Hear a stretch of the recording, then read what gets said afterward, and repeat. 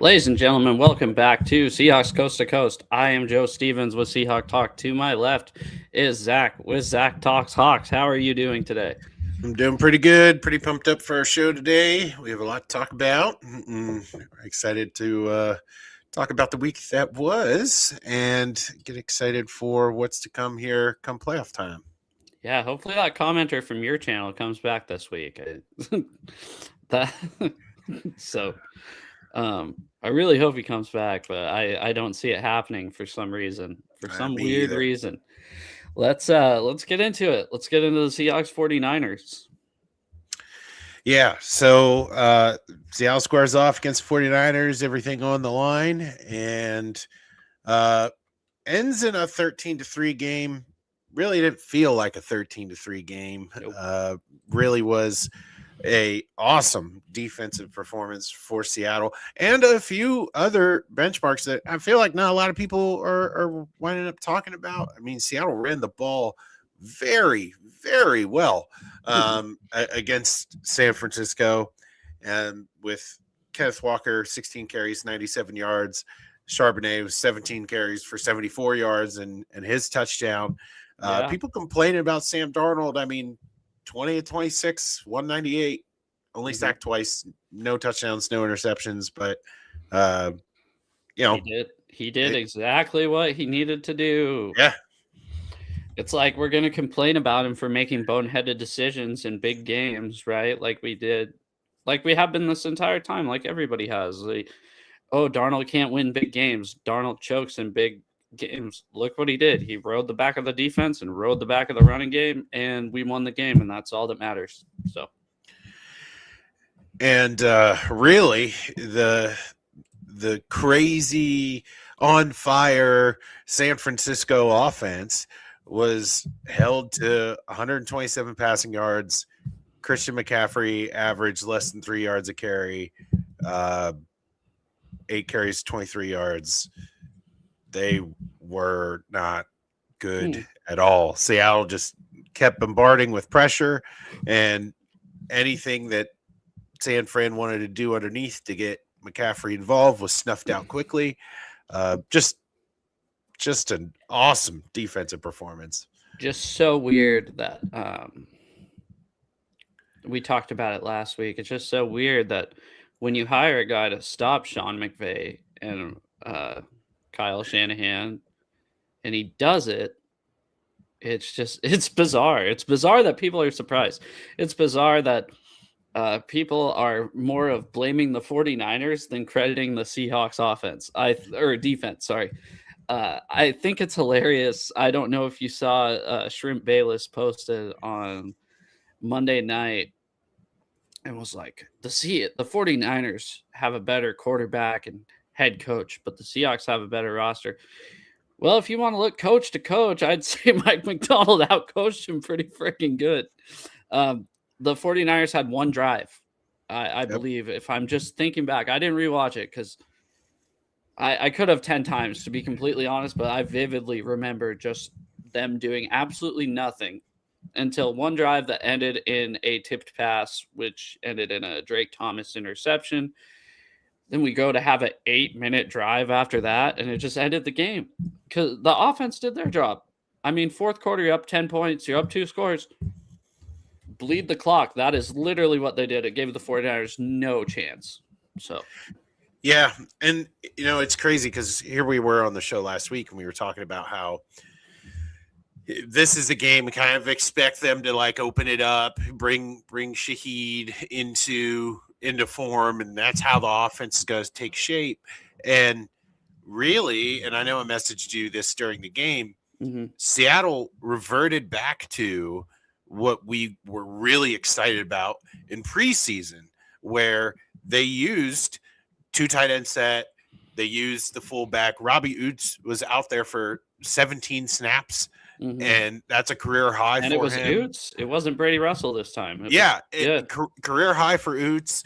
And all those things that we saw during the preseason and then went away. And we were like, I wonder why they did that. They just brought it all to this game, and it looked completely different than what I think either of us was really anticipating. We thought that they would open it up with Shaheed and they would succeed that way. But I think if it didn't go according to plan, I think that was probably plan B. But they didn't have to open it up all game. I mean, David McNiner says here, Shanahan had a terrible game plan. Can't blame our defense. 100% offensive failure. The way I look at it is, I think Shanahan got out coached. I think the first game we played against the Rams, I think McVay got out coached. The game when Sam threw 4 interceptions. I think people just don't realize how good the Seahawks defense is. And I think we were saying, there's one guy that commented last show, if the 49ers don't score on every drive, they're not winning. And I was like, we both said, we looked at it, we're like, you must not watch Seahawks football, because that's not how it works. So yeah, I don't know. And I don't think their left tackle being out would have changed the game at all. Yeah, be honest. Yeah, and the narrative quickly turned to, well, look at how many people we had out, and it's like, well, You've had them out all year, and it didn't Yeah. hurt you against anybody else. But now there's excuses because it's against the Seahawks. And then I saw Kyle Shanahan bitching that the game was on Saturday night. You played at home last Sunday.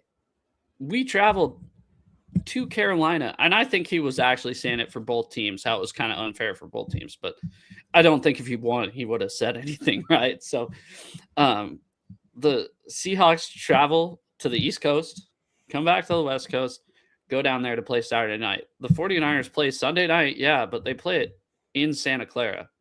Don't leave, and they just stay there. I don't know. The Seahawks looked prepared. The 49ers didn't. And I don't know. I think the Seahawks, if they had to, they probably could have scored like 23 points. Well, they probably should have. Look at their kicker. Look at Jason Myers. I didn't even think about that until it came out of my mouth. You leave points on the board by not making kicks. I think early on in the game, Seattle had a chance to score a touchdown. Sam misses Charbonnet in the flat and gets sacked. God, that was so terrible. Yeah. That play made me nervous because the drive was going so good, and we did turn over on downs, but I screamed Charbonnet, and then I'm like, why are we passing the ball? Yeah, and they interviewed McDonald after, and they were like, why didn't you just like go to the barnyard there? You're on the 1 yard line. And he was like, yeah, that's, in hindsight, that's definitely something that we just should have done. And that's what I love about McDonald. He is first guy in line to say, hey, there's always room to grow. There's things to learn from. And you can tell, like, even in a game, in a monumental moment like this, hey, he wants to hit the film. He wants to learn, where can we do better, and hopefully turn the corner for 2 weeks from now, I guess I should say. Yeah. Yeah, I don't know. It was just refreshing to see our defense blow up a tight end, right? That screen that they tried to run to Kittle that works against everybody. Even Morey sniffed out pretty good. Laid Kittle out there for a big loss. Yeah, I don't know. It was so refreshing. That's why we hired Mike McDonald, was literally for this game. This is it. And Yeah, his headphones are out. So let's yes, I'm struggling right now. Let's see. I did want to bring these up, and he'll laugh because I think he'll see what they are. JSN had a great day. Number 2 for the 49ers was really talking shit all week about Smith and Jigba. And then come to find out, he didn't really want what he said he did. He got called on a pass interference in the end zone on the first drive. I don't know if you can hear me, Zach. Can you? Yeah, I can hear you through the TV. I'm trying to wind up connecting here. I guess the better question is, can you hear feedback through Mm-mm. My mic. Okay, No, well, we'll just rock it this way then. maybe. No, I can't. So Okay. sweet. I like that better, anyways. No headphones. I hate these headphones. Um. Anyways, yeah. What do you think of Lenore? Uh, really just getting what he wanted. He didn't get to line up. I thought it was funny during the game. Troy Aikman said, "I don't know why he said that. He's never really shadowed anybody all season." And then I think what explains this the most is JSN said really nothing about it to him all week. And then his response was, "It's hard to respond to all my fans," when they asked how he didn't, or how he responded to him. So it's just, I don't know. I think it showed JSN it never got in his head, like the guy wanted him to. And yeah, I did like the viral clip of JSN just like manhandling him to the ground. yeah.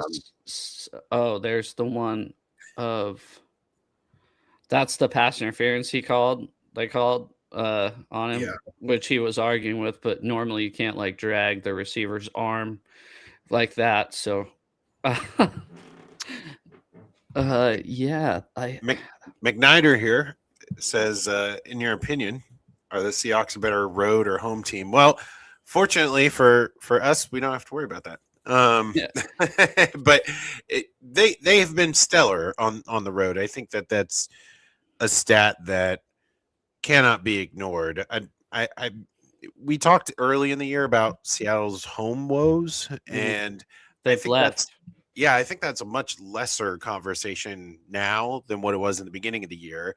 I still think they are a better road team than they are a home team, but it's not because they're as bad as what they were at home.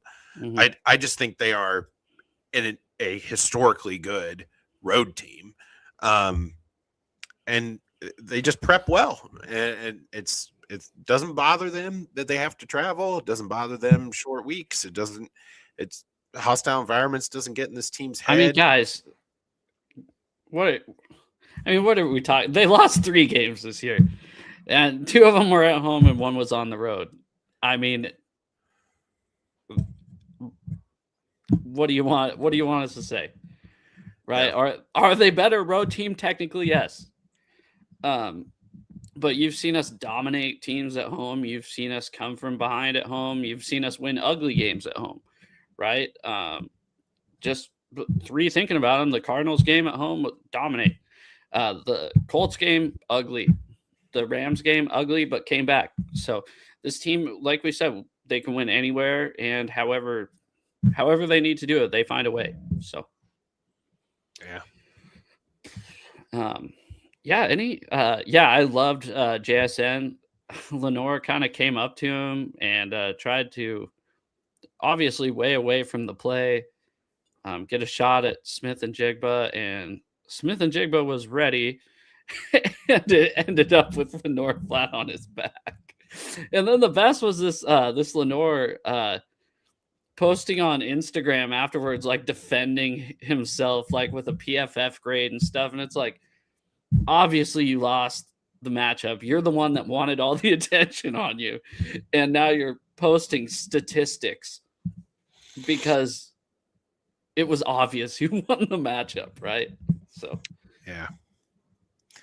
Certainly it's funny. Don't give teams bulletin board material. I don't know why we still live in an age where people are dumb enough to do that, but didn't work out for him. If you're doing it, be like an all-pro, a first-team all-pro cornerback, right?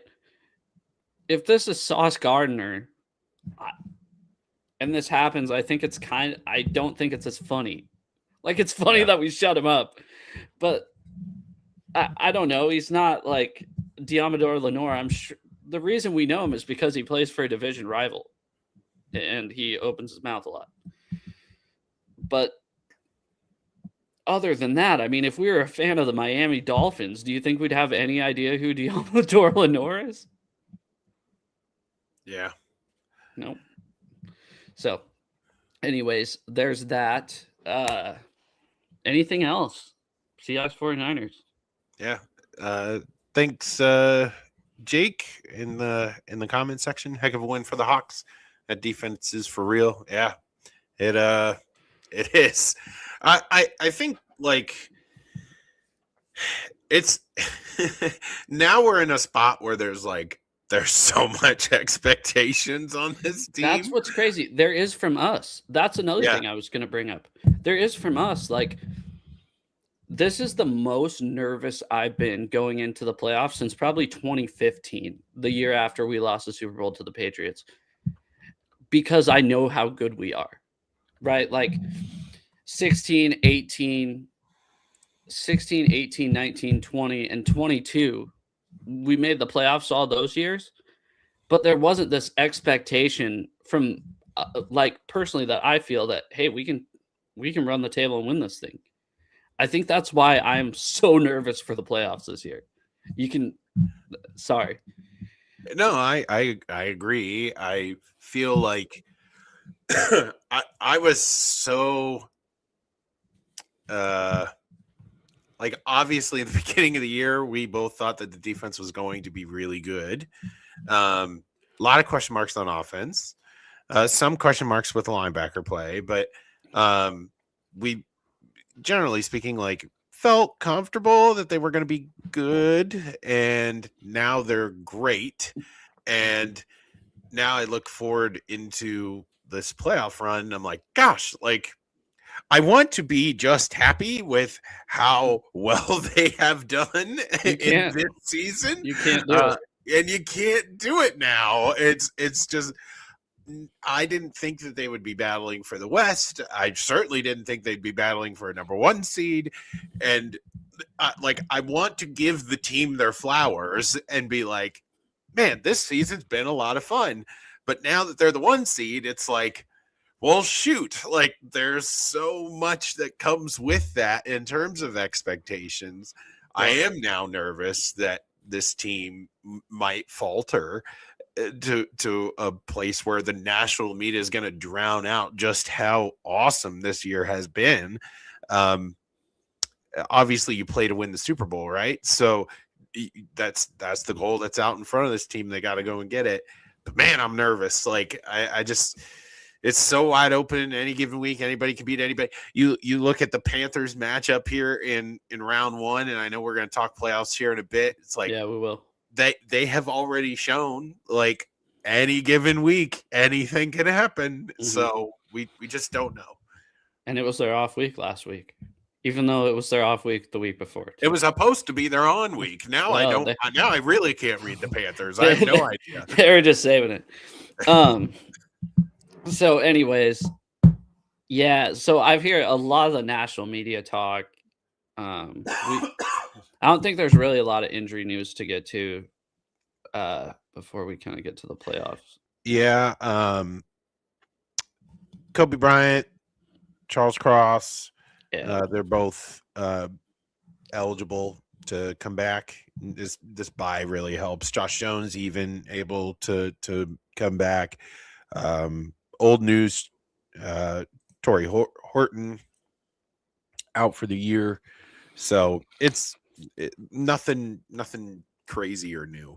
Yeah, I don't think it's the only reason I'm pulling this up is I think that's freaking awesome. We have an offensive lineman that gets a second contract. This is our first one in the John Schneider era that has been a second contract first round pick offensive lineman. So,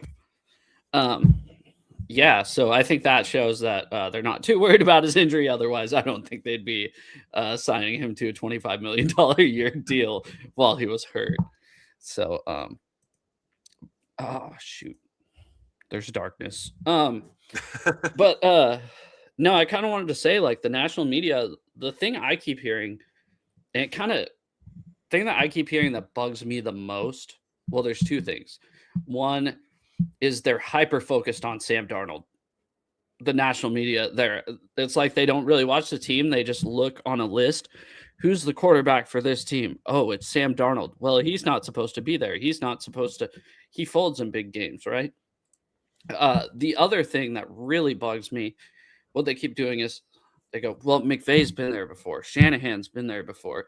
Sirianni's been there before. There was a time when those guys weren't there before either. Sorry, I think that's a dumb argument. I think playoff football being different for coaches is overrated. Every game's kind of like a playoff game in the NFL. It's not like baseball where a middle of June game isn't important. Every game is important in the NFL. And I think Mike McDonald obviously knows that. So anything you have to say to that? Sorry. Yeah, don't apologize. I think it's the coaching aspect from, you've never been there, done that before. I think Seattle's been in playoff mode for the last couple weeks. They've had really important games down the stretch that if you don't win, it dramatically changes your season. So I feel like this team's kind of been in playoff mode now, really ever since the Rams game, and just trying to get themselves sharpened for when the real playoffs come around. Mm-hmm. So like that experience in that high pressure stakes environment really doesn't bug me because they've seen a little bit of that before playoff ball actually begins. And in terms of like the narrative surrounding the quarterback, I mean, that's just something that isn't going to go away. This team is, I mean, we talked through the stats of this 49er game. This team can at times throw for big numbers. They don't have to, nor do I think they want to. And that's okay. And everybody's going to look at those stats from Darnold and be like, what the heck? He's the weak link. Not seeing that you almost have 2 100-yard rushers for Seattle on any given week, putting out that kind of production. 3 yards short, 97 yards. I was thinking that when I looked afterwards. I didn't even look at the stats until Sunday morning. Yeah. It was 97. I'm like, damn it. We almost had 3 in a row. I know. And we went from not doing that for a long time to at the perfect spot in the season for the run game to really start churning out. And if philosophically we look like how we looked against the Niners, where it is that heavy personnel, Oots is out there all the time, you're just cycling running backs, and you have a great defense, you're going to control the clock every game.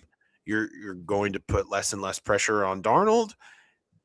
That's what wins championships in the NFL. As much as the narrative is, we need to be slinging it around for 300 yards, for 350 yards every game. You don't have to do that. Defense still wins championships, and this team is poised to prove that. So control the ball, control the clock, play great defense, you'll win the game. And that's exactly what Pete wanted to do forever. I think he was just outdated. And I love Pete Carroll, but it's kind of been Seahawk football since 2010. Run the ball, play good defense.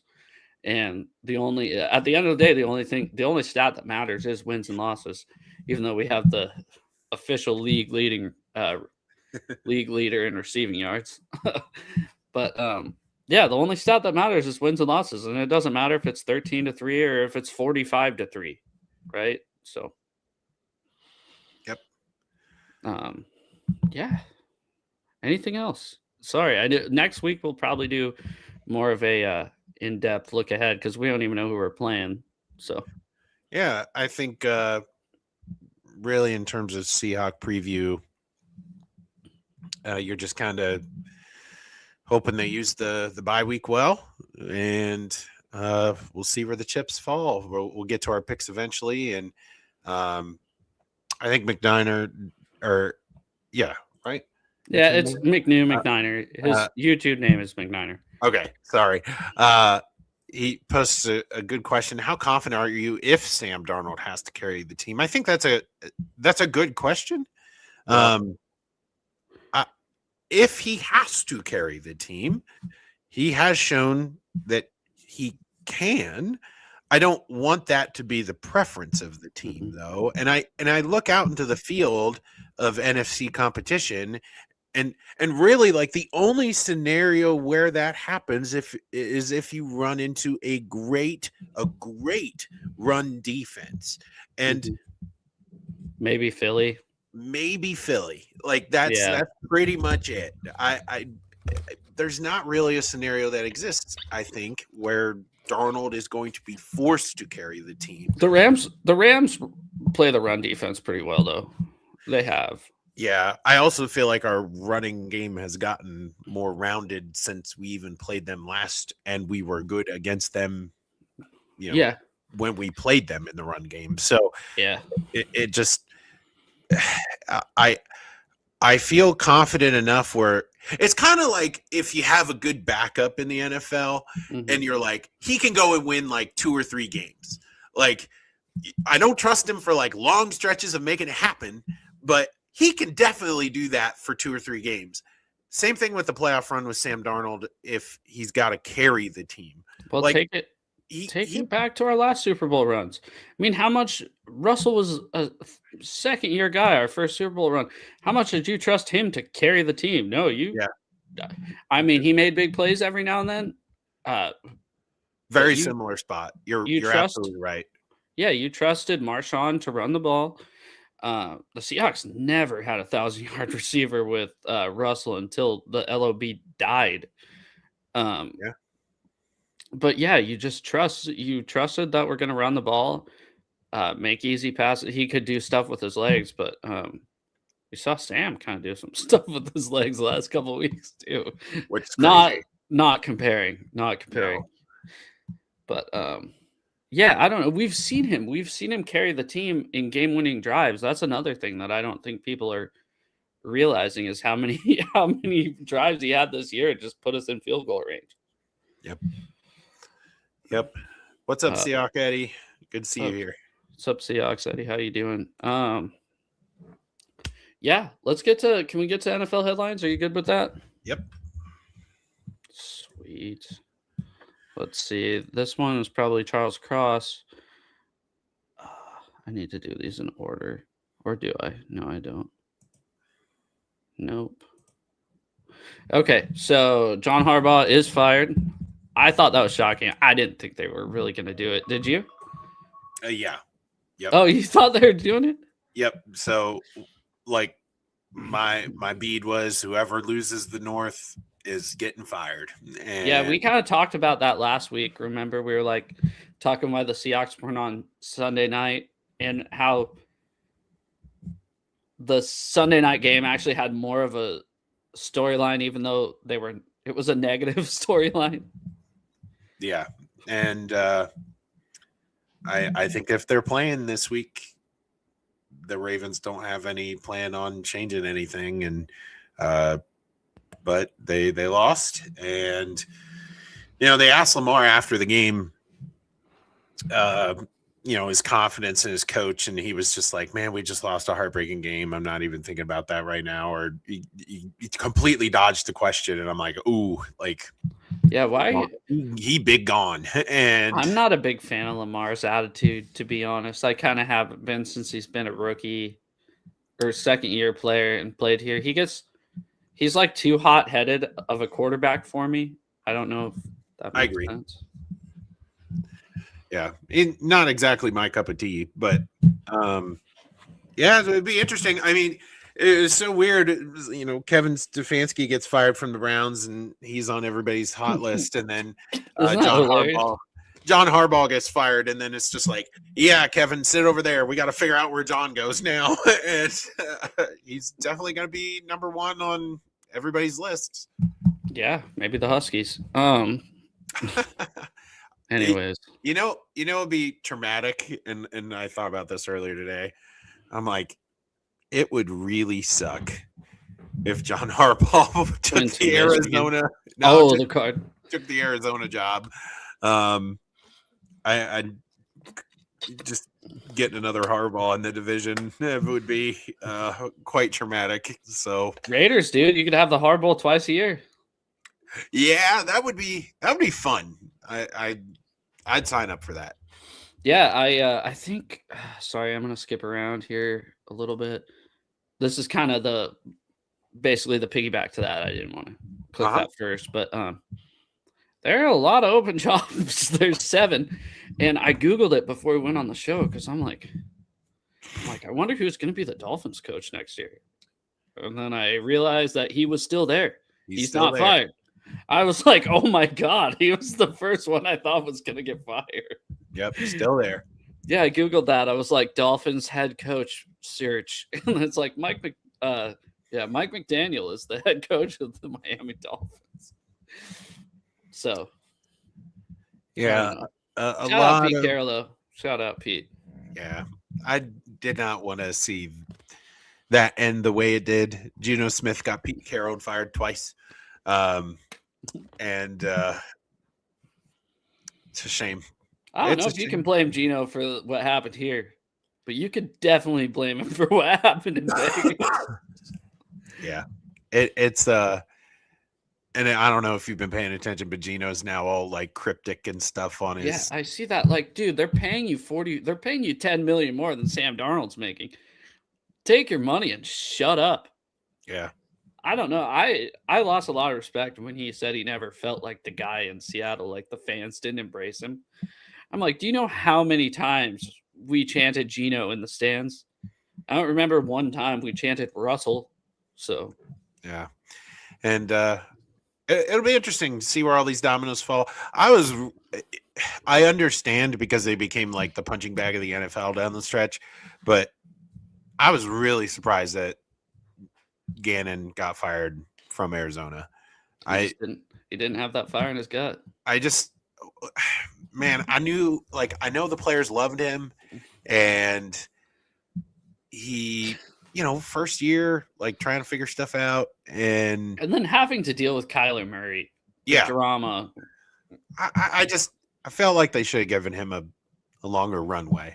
So I will say, and I did tell people this when the Seahawks fired Pete Carroll and went on to Mike McDonald, and obviously it has worked great and it's everything I hoped for. But a lot of these teams that fire their coaches, they're firing their coaches like every 3 years and then hiring another guy and then firing him 3 years later. It's not just an easy fix, like fire this guy and everything's going to be okay. I mean, a lot of it, if you notice, they're kind of, I was reading this thing, they're kind of the meddling owners, right? The Jets with, I think Aaron Glenn might even still be their coach, but it's always like Jerry Jones, right? Or Woody Johnson with the Jets, or God, what's the Cardinals family name?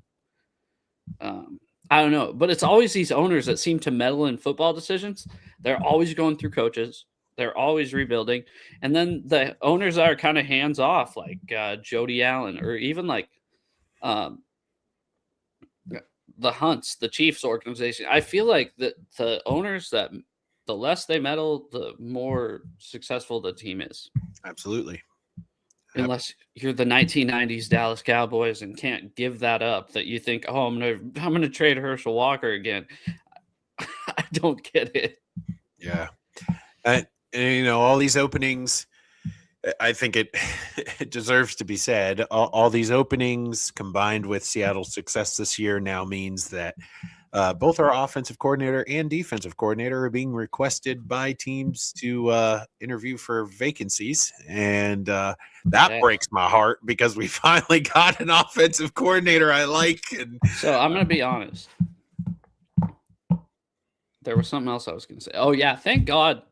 Okay. Really quick before we get to the coordinators. Thank God this is not college football.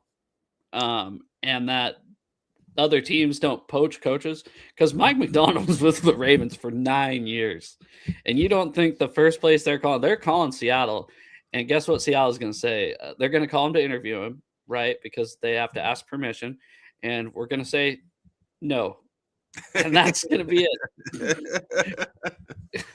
It's not like college where they call his agent and be like, hey, you come over here, we'll pay you this much, we'll buy you out. That's one thing that's nice about the NFL. Yeah. So like you said, both of our coordinators were requested. Let me ask you a question, because we talked about this kind of going into last week, and people are up in arms. how much do you love Clint Kubiak? Because I don't love Clint Kubiak. I feel like his game plans have been very flat lately. It would have been a much different conversation if the 49er game didn't happen the way it happened. Because, man, like when we got Clint Kubiak, there was this promise of like big personnel, play action, fullback centric Big Ten football, and like that's kind of been like my go-to phrase here on the show, which is like I want the Seahawks to be like the Big Ten, like 3 yards in a cloud of dust, like just beat the opponents into submission, and we saw that in the preseason and very very early in the season, and then it went away, and so like during that time, I'm like, I don't really care if we lose Kubiak. It's not a big deal. And his personality, like as far as a head coach goes, that's the first thing you heard when he got hired here was he's not a head coach. Yeah, he's not going to have the personality to be a head coach. But now like the Niner game happened, and if the pendulum is starting to swing the other way, and like this is the offense that we're getting for the playoffs, like I want the coordinator that is unafraid to do the exact opposite of what the NFL by and large is doing. And like, I love the boldness of being like, we are the Seattle Seahawks. We play great defense. That's their job. And my job is to not get swept up in quarterback narratives and wide receiver record narratives. We are going to run the football. We're going to be physical in the offensive line. And we're just going to beat the snot out of you every week. Well, like, that's what I want out of a coordinator. And he might be now again that guy. And I don't want to lose that because they are few and far between in today's NFL. I'll tell you why I wouldn't want to lose him, and it's kind of less to do with that. We saw what it looked like when the head coach and coordinator were disconnected last year. I mean, I think Ryan Grubb's and I'm a Husky fan, so total bias, but I think Ryan Grubb is a great coordinator when he can actually run the offense he wants to run. Okay. I think the fact that, say it's not even Clint Kubiak, but they're answering to Mike Macdonald. They're running the offense that Mike Macdonald, yes, they're running it in their way, but they're doing what Mike Macdonald wants to do. They want to control the clock. They want to, run this certain type of plays, maybe not specific. Macdonald doesn't say specifically what he wants to run, but this is what we want to do on offense. That's why I'm not as scared to lose him. And I don't think we're going to. Yeah. And you also have to remember like the connection with Darnold and Kubiak. I mean, that there's definitely something there, and I think losing that would hurt Sam. So, you got to protect valuable assets. I think he is one. And now, like the Browns requesting to interview our defensive coordinator, I am shocked. I'm gonna be honest. I'd be happy to see him go. I cannot stand the British accent, dude.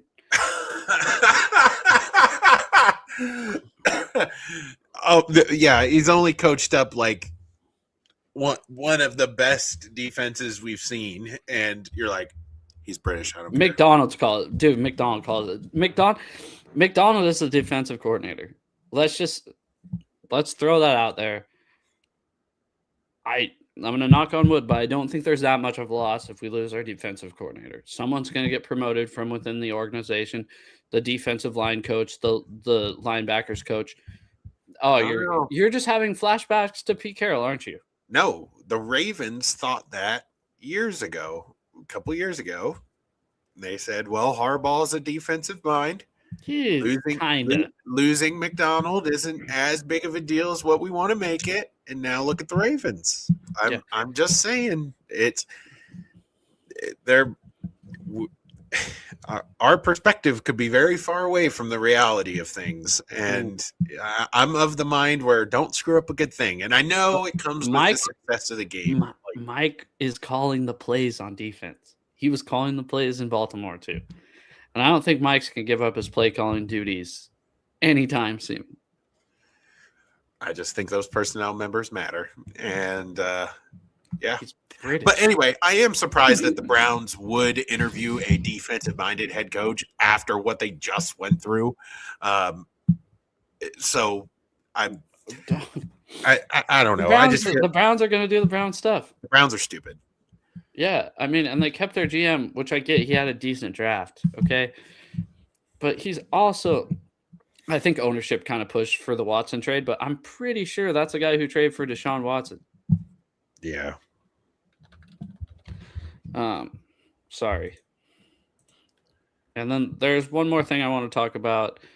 We did get our official opponents for next year. So there's our home opponents and away opponents. I'll tell you what, I've never seen the Patriots in person. This will be my 32nd team seeing in person, so I'm excited about that. Yeah. You okay? Yeah. I just hate playing the Panthers every year. I hate playing the Panthers every. Well, that's just because they won the division, dude. It's a one seed. Hate it. I hate Panthers week every year, and it sucks. Okay, because it's the most ridiculous football game. It's drunk every year. I hate it so much. I'm so mad we're playing them again. I like this. I like the schedule just because I like the Bears. I'm excited to see Roma Dunze again. Never seen the Patriots in person. That's literally the only team in the NFL that I've never seen play a football game in person. And last time I went to a Chargers game, Phillip Rivers threw 2 interceptions to Earl Thomas. So it's been a long time that I've been to a Chargers game. Yeah. I just man, I really wish really wish we didn't play the Panthers. That's really the only thing I care about for next year's season because the teams are going to change. It doesn't the teams are going to change. It's every year we take a look at these schedules super duper early, and it's I mean that's not the schedule; it's the opponents. Yeah, well, the opponent, and the only reason it's cool for me, is because I go to the home games, so I get to see who who are actually playing at home. I'm happy for you. I will be watching all of them on TV. Maybe, unless you fly up here. It kind of sucks we're playing the Raiders this year, not last year, or next year, not this year. Because we did a preseason. Dude, I had COVID during that. You know how bummed out I was? I couldn't go to and I was like, I know it was a preseason, but I just wanted to see Pete Carroll. And yeah. Panthers will still have Bryce Young. Yeah, do you want to get to our picks? Yeah. Yep. I have the wild card week pulled up here. Sweet. Yeah, we can't do it on Sleeper anymore. I don't think that. I know. I just saw. I'm just heartbroken. For anybody wondering, Joe officially did win the Sleeper pool.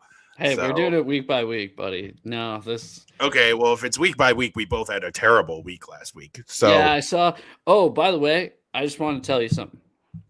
Really quick. So, my wife wanted to watch a movie during Sunday Night Football. I didn't really care who won the AFC North. I figured it was going to be the Ravens. So, I'm watching Jumanji for the first time. By the way, that movie is hilarious. Don't know if you've seen it. Like the Jack old Black. one or the new one? The new one. Okay. Have you seen it with Jack Black? No. And oh my God. I didn't think I'd like it. I hate movies like that. I really only watch documentaries.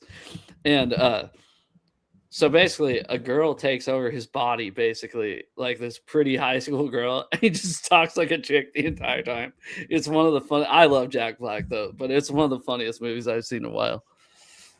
Oh, there you go. So what I meant to say. Sorry, I don't know. I thought this was more than just a Jumanji comment, but yes, go ahead.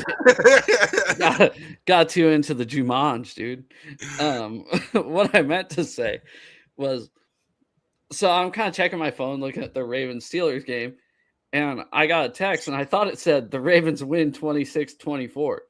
And I'm like, oh, cool, the Ravens won. And then like midday the next day, I see the missed field goal by the Ravens. I was like, "Oh my god, they didn't win." It was like a 12-hour delay. Old man prophecy comes through. Let's go. Yeah, because that's what you thought. Yeah, Yep. that's what you thought. We spent all offseason talking shit about Aaron Rodgers, but you're like, "Oh yeah, he's the one." Hey, just a take that took a long time to find its home. So You're gonna Good. hate me during the picks this week, by the way, because I'm picking with my heart. So go ahead. Rams on the road playing the Panthers in a matchup that we did see earlier in the year. Panthers got the upset rematch here in Carolina for the early Saturday game. Yeah. So I think the Rams have the Panthers have their number. Give me the Panthers, dude. Rawr. This is the only game of the week I'm picking with my heart. I'm also picking Carolina because look, they've shown they can beat this good team. So, and the Rams have been stumbling and bumbling their way into the playoffs. They did not look great against Arizona until very, very late. So, I think the Panthers home field, they might have something for them. So, do I trust it? No, but I'm gonna. Here's to hoping, right? Carolina with the upset of the week. This is gonna be a barn burner. Saturday night, Packers Bears. So I'm gonna be honest. If the Panthers do somehow win, okay, I'm rooting for the Bears. If the more likely scenario happens, I'm rooting for the Packers. So this is really just who I'm rooting for. I'm taking this week. I don't care. At least the NFC side, I don't really care about the AFC. Give me the Packers because if they win, we see them next week, no matter what. I feel the same way. I would love to be able to play the Packers. They are limping into the playoffs as well. I don't think that they are even close to full strength. I just think the Bears are playing with a lot of house money right now. So give me Chicago. I would not be surprised. You know, these divisional matchups here in the playoffs, they could go either way, but I just think the Packers are too far away from where they could be to pull this one off. Especially not with Parsons. And that's why I want to play him. Yeah. Well, I mean, I wouldn't mind playing the Bears either, but they're the 2 seed, so we can't. Yeah. So give me Chicago here in this matchup. Bills on the road playing the AFC South champs, the Jacksonville Jaguars. I'll make my hot take pick of the week this week or right now. I guess I'll just get it over with. I have the Bills winning this, not winning. Sorry, I have the Bills winning the AFC, finally getting past Mahomes because he's not there. So give me the Bills. Wow. Okay. I think Josh Allen's got one game of heroics in him, and I actually think this game is going to be fantastic. It will require him to put on his Superman cape one more time. Give me the Bills. I love the story with Jacksonville, but I just think until proven otherwise, Josh Allen shouldn't be doubted too much.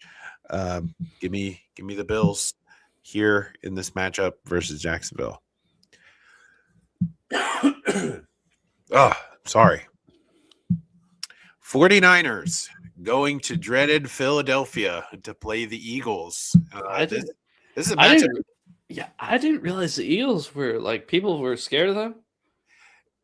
It's just this is like a quasi rivalry. These guys hate each other, and I saw that. Give me the Eagles.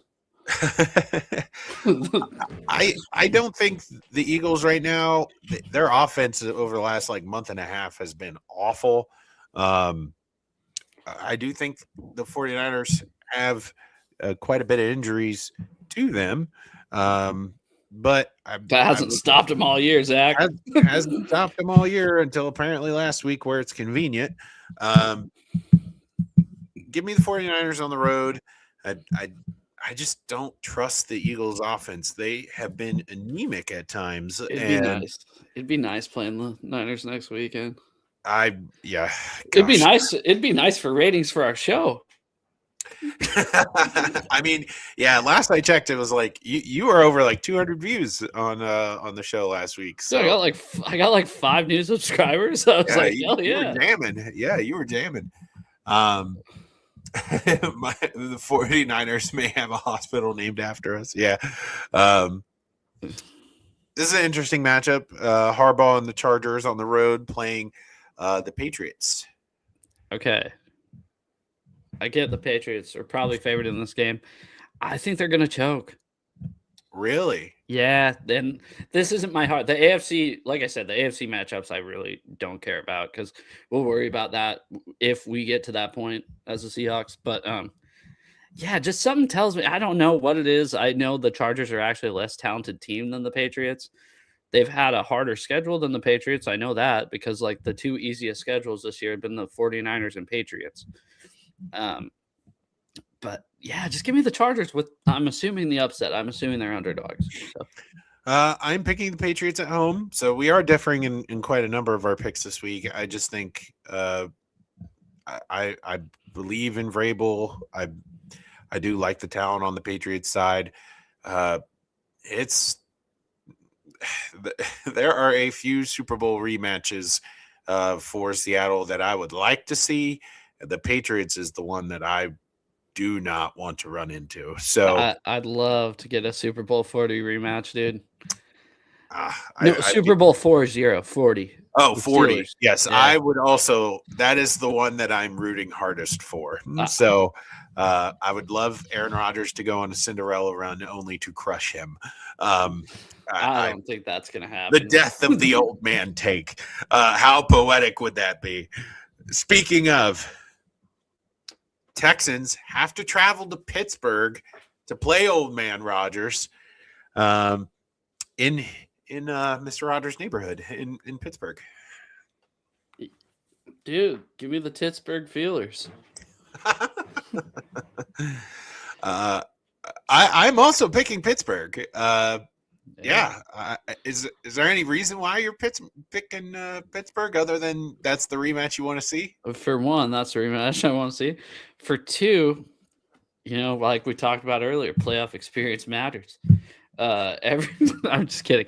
But no, I think everybody wants Tomlin gone. I think him winning a playoff game, everybody's going to be like, damn it. Him just winning just one. Like they win it like 21-20. And everybody in Pennsylvania is going to go, damn it, because they know they're going to lose the next week. Yes. I'm also picking Pittsburgh. I think they finally get over the hump, finally winning a playoff game. Again, the Texans kind of feel to me a little bit like the Eagles. Like their offense just isn't quite where on paper it should be. There's not a lot of questions about their defense. It's just, can they get anything going on offense? And the Steelers are, when they want to be, a really good defensive team. So getting DK back. Goodness. Yeah. That'll be big for them. They're at home. He won't be punching any fans until next week. Nope, not until next week. So yeah, that's all of the picks for this week. Yeah. I think you know what? We're doing the same exact thing we're doing last year, wild card weekend, not watching the Seahawks. But I think this year we're a little more upbeat about not watching the Seahawks than last year. For sure. I was thinking that. I was like, man, we haven't watched the Seahawks on wild card weekend since 2022. Yeah, it's McNew wants the Texans. Only 39 games better than me. I turn my picks into this guy every week, by the way. For the first half of the year, before we had Sleeper, I was actually just, of course I do it with my phone. there's like a little spreadsheet where you fill in the bubbles, and I was just doing it with my on that. But yeah, you have a hot take. I feel like you're saving it. It's been simmering right now. It's been simmering all show. I do have a hot take, and it is a continuation of last week's hot take. I think Aaron Rodgers is going to wind up having another game-winning drive and rescue the Steelers this week. I think was that your take last week? My take last week was that Aaron Rodgers was going to lead the Steelers to win the North. Badass, dude. He was my last old man take. Mine was totally wrong. What was your take last week? All the road teams were going to win. Only one of them won, and it was the Seahawks. Or no, I know I did talk about Aaron Rodgers last week, but I think now that I think about it, my take last week. Do you write them down? No, but I remember it. My take for last week was about Quinn Ewers. Oh yeah, no, they got the shit kicked out of them. Yes, they did. Yes, they did. I was like, I think Quinn Ewers is going to play well enough that it'll give Miami something to think about. Yeah, that's what it was. Season. And he's 16 to 23, 137, 1 touchdown, 1 pick. What was the score? 38-10. Yeah, they played the Bills, right? No, the Patriots. The Bills must have been the Jets then. Yes. Yeah, because they were all divisional matchups. So.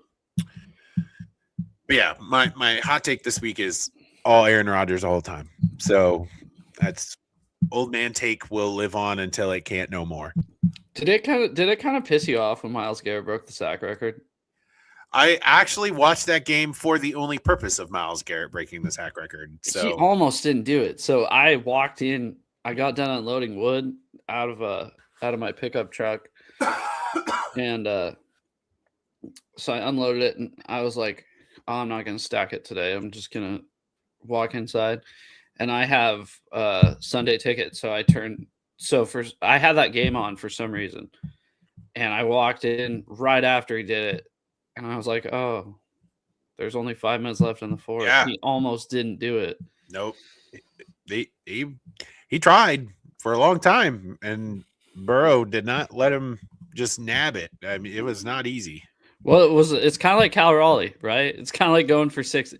Well, I guess he got 60 pretty easy, but going for 61, they didn't let him have it because he literally the last series of the year, he was literally just hunting for home runs because they already had the division wrapped up. Yeah. And what a crazy year we've had. So I want to bring this up really quick. Okay. Is that fine before you say that? Because it has to do with it.